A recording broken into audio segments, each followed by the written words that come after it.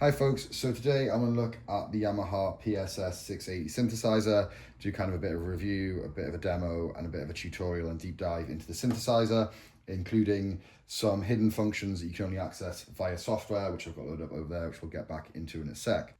So there's a few reasons why I wanted to make a video on this synth. First up, I just think it's really cool as a synthesizer. It sounds really cool, and it's got quite a lot of editability despite its kind of limited looking, front panel and stuff.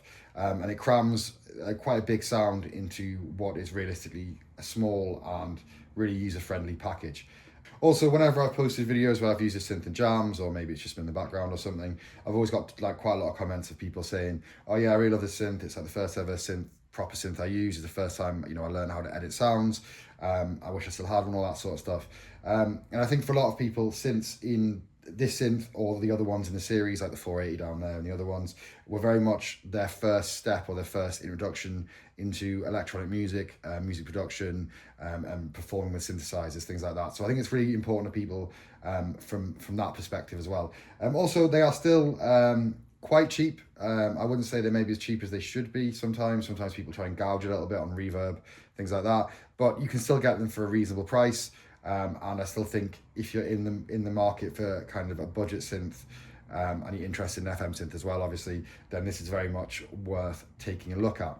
So the other thing that's cool about these synths is that Yamaha also produced a range of synth chips very similar to the one that's in this synth. This uses a YM3420, but it produced a whole range of YM synth chips, which were used in things like the Sega Mega Drive. They were also used in like Sound Blaster sound cards, and like other games consoles too.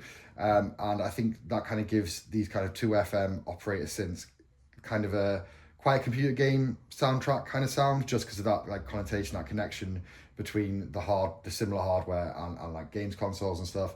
And I kind of think that's fun to play with as well. Like sonically, I think it's quite an interesting sound, and it works quite well with the kind of music I make as well. So that's kind of another reasons why I like these things. So it's also worth pointing out as well that the synths that end, the PSS synths that end in 80, so like this is the 680 and that's the 480 down there, as I understand it, all use basically the same synth chip, the YM3420, and more or less are essentially the same thing with just different features on the kind of the box, as it were. So this one, for example, has got drum pads and a pitch bend, and that one doesn't, but they are more or less the same thing, and the synth itself is the same. So the stuff we discussed in this video can very much be applied to them. So next up, we're going to take a look at the kind of front panel features you can access primarily on the synthesizer. I'm not so bothered about all this sort of tone bank stuff. That's pretty easy to figure out on your own. We'll take a look at the synthesizer and the features you can access on the front panel, and then once you've done that, we will move on and look at the kind of hidden or the extra features that you can't access directly on the synth, but you can use MIDI control and software like the one I've got on the screen, which we'll get back in a sec, to access and expand the synth even further in terms of its capabilities and the sound editing that you can do on it.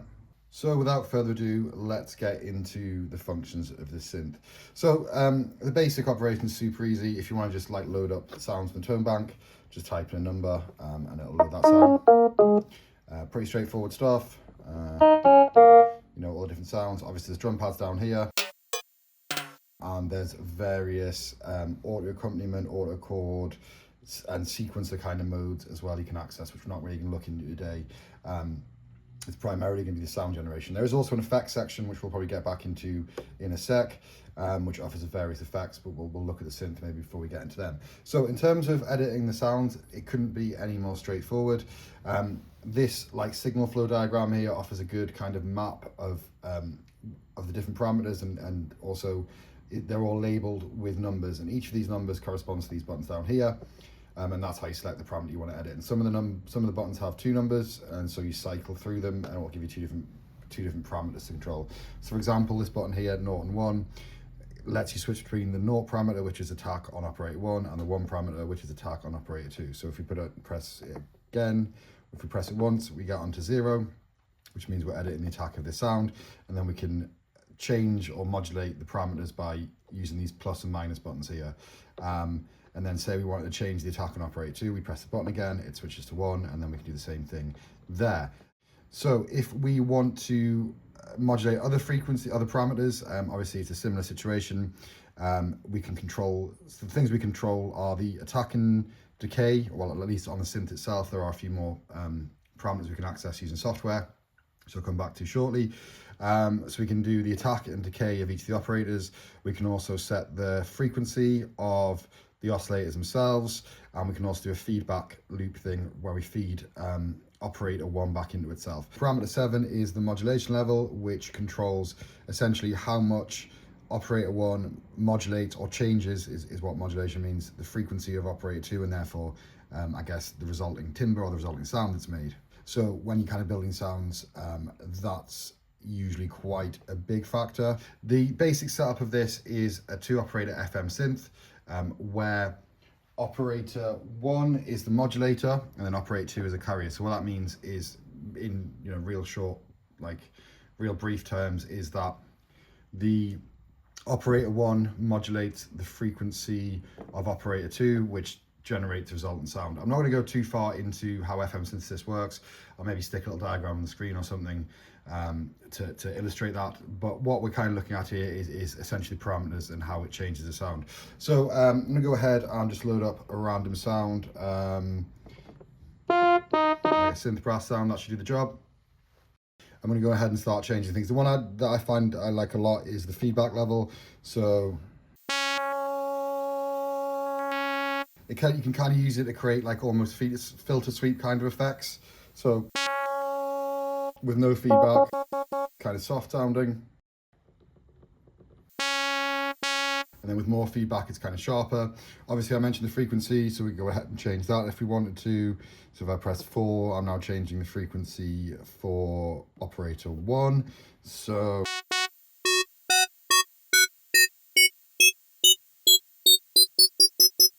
you can see as I step up there, it gets higher in frequency, I guess.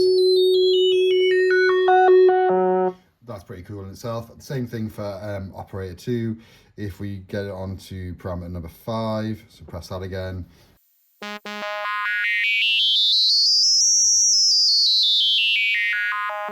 You can see it's affecting the frequency of that operator and thus the overall sound. These operators aren't just fixed to sine waves. So those of you who are familiar with the DX series and stuff like that, where it's just sine waves, this isn't exactly the same as that, despite it being an FM synth and basically function the same sort of way. These actually have 4 different waveforms you can choose from, which are sine, squared sine, sine half wave, and square sine half wave. You can't actually access them directly on the synth itself. You need to use a bit of software or MIDI CC, which we'll come back to in a sec. But what you can do is each of these different tone banks will probably use different combinations of those waveforms. So you can kind of usually find a starting sound, like maybe, I don't know, 66 is timpani. And that'll probably give you a different waveform set than, say, I don't know, maybe flute or something. Let's try a flute. And then you can use that to access, I guess, the different waveforms to an extent. Obviously, it's not the easiest way and you're kind of guessing, but it is kind of interesting that you can load up a different one of these preset sounds, and then whilst obviously the parameters stay the same, the overall resulting sound will be somewhat different because the waveforms that it's working with, I guess, are different. Oh, there's also the modulation level, which is the amount of modulation that one operator does to the other, which can have some kind of zany results.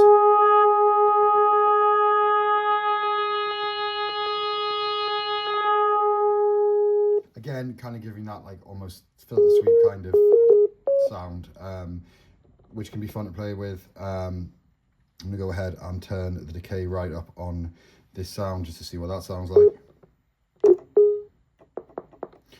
So the higher the number, I guess, the shorter the decay, the lower the number, I guess, the longer.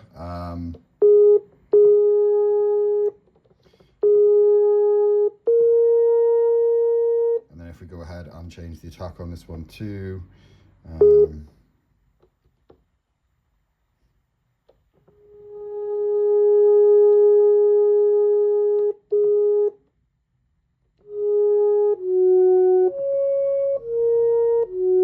that's quite a nice sound, kind of a sort of fading in, kind of almost kind of breathy sounding pad.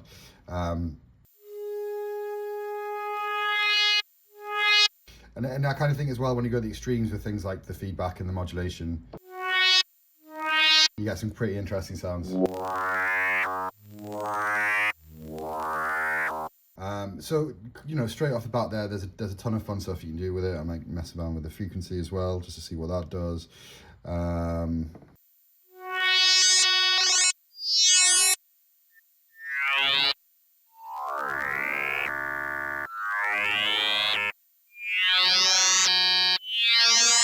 So yeah, you can create some really, really zany, really wacky sounds. And the other thing that I think is kind of cool about this, and I think it's worth mentioning, is the fact that you can modulate these sounds in real time while you're playing them. So whilst they're stepped, you can still do some interesting kind of almost filter sweepy kind of stuff. So if I go ahead and turn the feedback up, or the modulation level up, sorry. No, that is feedback, yes.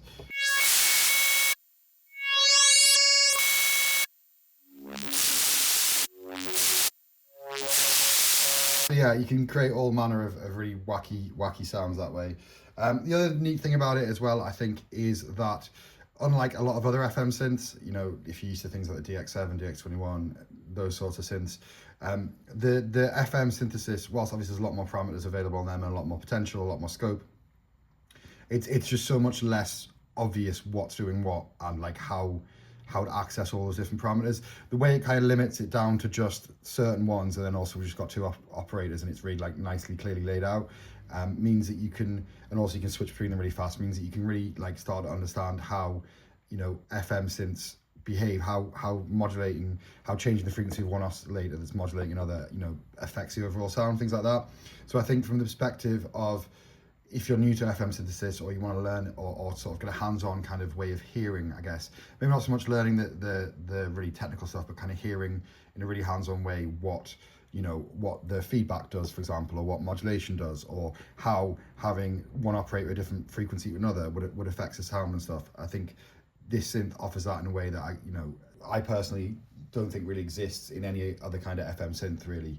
Or at least not one that I've used anyway. So I think that's pretty cool. So that's kind of the basics of it. Obviously, it's really easy to get sucked into making weird sounds, as you've seen there. The thing with FM is, as we all know, or those of us who have used it a bit, explored it a bit, is that the hard thing is making sounds that aren't just wacky and weird, but are like, you know, a lot more usable in everyday context. With that being said, there's a lot of room for sound effecty stuff in electronic music. So I often use FM synths to add that kind of weird, bizarre, like sounds that you just wouldn't really imagine like on another synthesizer, or wouldn't maybe imagine it as in music normally, I guess. There is also parameter 8 is the overall level of the synth.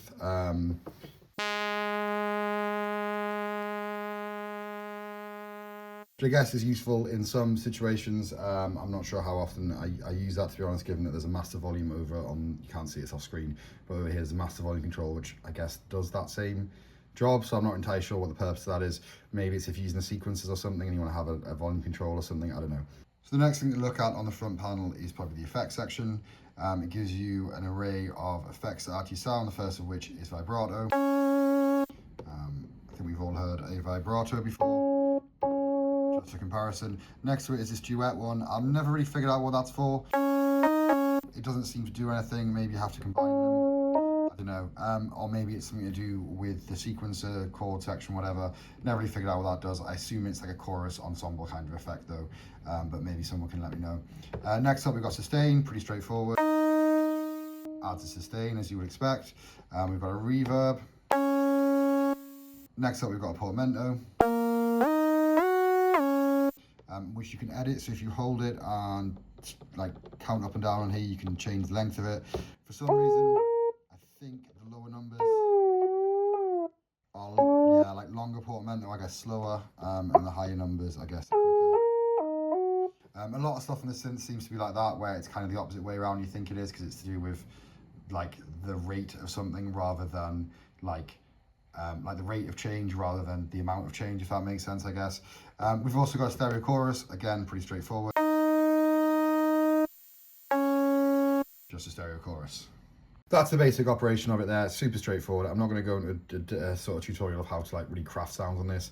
I just want to show you the basic features. Obviously, as I mentioned before, if you load up different starting tones, then we'll potentially have different oscillators loaded up onto these. However, what do you do if you want to manually select operators yourself and then choose the waveform type yourself?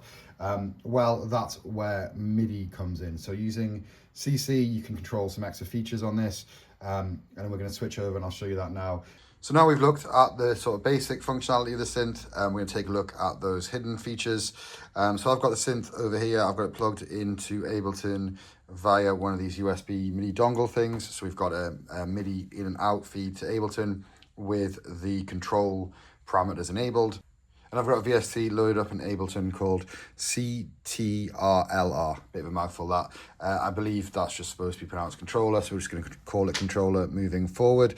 So it's a free VST, I think it's open source. I'll put links to it in the video description. And basically this VST lets you build essentially virtual controllers for MIDI CC stuff, for stuff that's controlled via MIDI. In this case, somebody has made, I didn't make this myself, you can build your own, but somebody sort of pre-made a PSS-680 and a PSS-480 and various other ones that you can just download it and use yourself. So I've got the PSS-680 one loaded up here, which then gives me access to all those extra features. Well, those several extra features, there's not like a ton, I guess. Or I don't know, there's a few, I suppose, that are within the synth but aren't available directly on the front panel. So once you've got the VST installed and you have loaded up the correct panel for your synth, so in this case the PSS-680 one, again I'll put links in for those panel preset things in the description. You just got to make sure that your input device is set. So I've got my USB MIDI interface there, my controller device, again USB MIDI interface, and then also the output. And then in Ableton, as I mentioned, I have got the MIDI control stuff enabled on those ports. So if I go over to Ableton, you see I've got remote enabled. I'm not 100% certain if you need that actually, now I think about it, but potentially you do. I would just enable it just to make sure you've got all the MIDI data you need. It's not going to hurt realistically either way, I don't think. So once you've got this loaded up, obviously this then breaks the synth out and you can see there's a whole bunch of extra features. Number one, and most obvious, I guess, is now we have control of the oscillator. So there's those four oscillators that I mentioned, you can step through them there. You've got this amplitude modulation thing, which I'm not entirely sure what that does, but it's not a feature on the synth itself. And you can see that the envelopes are now not just not just two-stage envelopes, they now have various other stages in them as well. So in terms of kind of using this to control the synth, it's really straightforward to use. As long as you've got everything set up right, basically as soon as you change something on this screen, it updates the synth, and you can also load presets and stuff. So and then, like I say, you can go ahead and edit them. So if I want to change the waveforms on this, for example, I'll move them both to, to sine. See, that's instantly, obviously, a bit of a different sound. We also have things like the vibrato and sustain controls, which are on the synth itself, but now have some extra kind of, one extra feature here where you can delay the vibrato. See how it takes a little while to come in. And we can do various things with the tuning that I don't think are accessible on the front panel. Like we've got a coarse and a fine detune thing.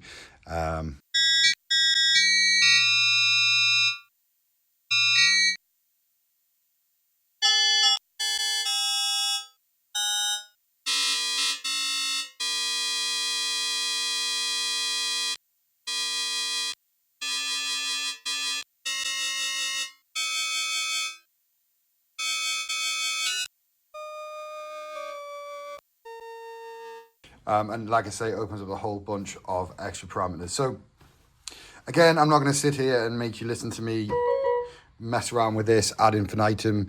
I must admit that I don't fully understand every single one of these features that are on here.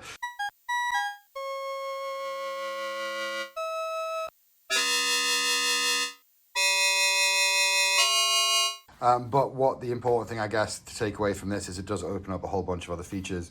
And as you can hear by the awful noises I'm making, whilst it still, you know, opens a ton more features, and you might argue is maybe easier using the front panel controls, just because if you're used to software synths and software in general, then it's laid out in a nice kind of friendly way.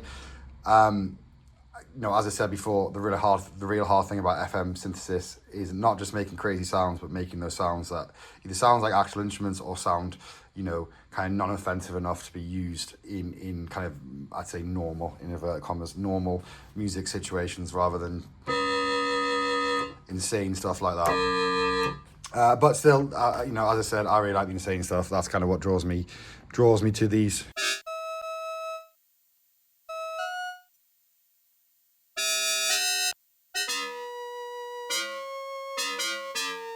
I mean, those kind of weird noises are what, like I say, draws me to FM synthesis. So, you know, I'll let you kind of take this information and do whatever you think best with it, I suppose. So now we've gone over the basic features of the synth and also those advanced features in the software. I want to play for you a little sound demo just to give you a fair idea of what this synth sounds like, not just me kind of messing around trying to create FM synth patches badly on the fly while trying to video the whole thing at the same time. And then once you guys have had a listen, I will come back to you with my closing thoughts on this synth.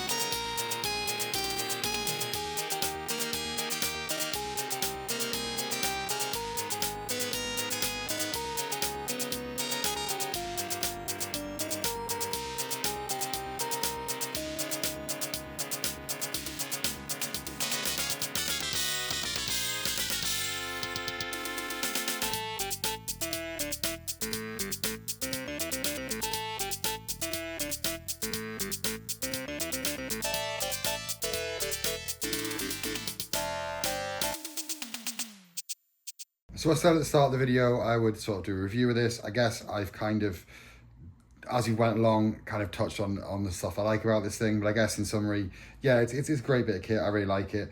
Do I think you should get one? I mean, yeah, absolutely. If you're not into FM synths, then I don't think this would be the FM synth that's going to change your mind and convert you to FM synths. But if you do like FM synths, then you're going to find this a lot of fun, not least because of kind of how hands-on the synth section is and the way that kind of makes understanding the way one sound modulates another, or the way certain feedback things work, or, you know, how one envelope would affect another thing, you know, and how you can build these overall resulting sounds in a really hands-on, really obvious, but kind of simplified way. I think you'd find that really useful in terms of kind of learning and understanding FM synthesis. In terms of like price and stuff, I think it's very reasonable. They, as I understand it, PSS-680s go for like between 50 and 70 quid at the minute. I didn't buy this, I must admit. I was given it by somebody very kindly, so if you're watching this video, thank you very much. I did buy the PSS-480 down there myself though, and that was around 50 quid. And then, like I say, these go for maybe a little bit more, but not crazy more, just because I think they've got a few more functions, they look cooler and stuff. So in that price bracket, I think they very much deliver, you know, bang for buck. And also same goes for the similar synths Yamaha do, like the PSS-570 down there. Don't know if you guys can see that very well, but that uses a different interface. It has sliders instead of these like digital like display things, but very much offers a similar kind of sound using a similar kind of synthesis engine, and they're a heap of fun too. The other thing about this as well is the MIDI implementation seems pretty good. We've got in, out, through, and it seems to respond to CC, and it's got various different channels for different sounds, I think. It's also got stereo output, which is a nice feature. I guess mostly just for the chorus and the reverb. I'm not sure if the synths themselves are actually stereo, but you know, it's good to see that, and I guess some of the drums are. Also got these drum pads and stuff. And the drum sounds themselves I find very usable. Kind of remind me of the RX series drums. Didn't really touch on them much in this video. Of course, I do use them in the sound demo, so you can get an idea there. But they're pretty cool as well. And overall, yeah, I think like I say, I think it's a great bit of kit. And in terms of the price, I mean, what you're going to get in the same sort of 50 to 70 pound bracket. I know there's a bunch of those little Behringer boxes that are a little bit more expensive than that, but sort of in that bracket. But honestly, this is a really good bit of kit. So thanks very much for watching, guys. I hope some of this was useful. Obviously, as I said before, if you've got other synths in the same series, like the 480, for example, obviously all the stuff I've mentioned about the synthesizer thing all applies to that as well. And also the software I was using, that controller software, also has a panel. You can also get panel presets for like the 480 and the other ones in that series too. If you guys have got any other ideas for videos, please let me know. Obviously, I don't own every synth in the universe, unfortunately. I'm working on it, but we're not quite there yet. So maybe try to limit suggestions to things you've seen that I've posted in other videos, maybe, just so it's something I've definitely got. But I'll try and accommodate where I can, so let me know if you've got any ideas. And I really appreciate you guys watching. If you enjoyed the video, please remember to like and subscribe and all that good YouTube stuff. Thanks very much, folks. See you in the next one.